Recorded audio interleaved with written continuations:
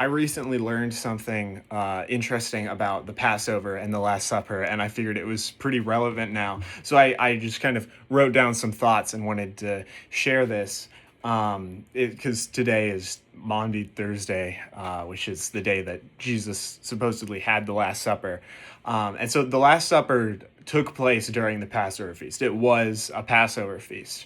And, we all know about the cup and the bread, but in Jewish tradition, the Passover actually had four cups. And when Jesus said, "This is the blood of my covenant, which is poured out for many for the forgiveness of sins," in Matthew 26:28, they were at the third cup. And this third cup is the cup of redemption, which signifies the slaying of the Passover lamb that spared the Israelites. And in the same way, Jesus goes on to become the new lamb that was slain to take away the sin of the world, which is also said in John 1:29. So not only did Jesus give additional significance to this cup, but it also reflected a new fulfillment of the original purpose of that cup. Additionally, scholars believe that Judas was placed in a seat of honor next to Jesus because Judas was close enough for Jesus to pass the bread on to him, which was called the sop. And this act of passing the bread on during the Passover meal was considered to be a very extreme show of love and friendship.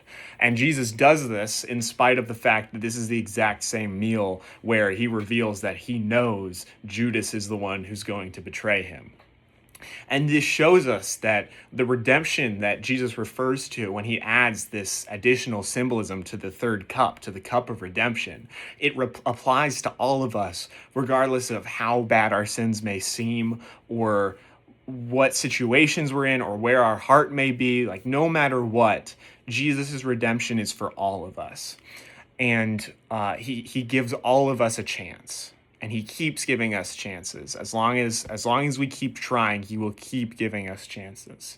And to kind of wrap everything up, that's the third cup. But there is a final fourth cup in the Passover meal, and that's the cup of praise, which is meant to celebrate God rescuing his people from Egypt and the hope that God will forgive and restore his people. So during the times where Israel is in exile, when they're exiled by Assyria and Babylon and Rome, there's a lot of exiles. In those times, the Passover meal isn't just about God's deliverance in the past, but looking forward to a future deliverance and the celebration that will come with that. But during the Last Supper, Jesus and his disciples don't take this fourth cup. They don't take the cup of praise, even though that is traditionally the final cup of the Passover meal. And instead, Jesus states in, it's Matthew 26:29. He states, I tell you, I will not drink from this fruit of the vine from now on until that day when I drink it new with you in my Father's kingdom.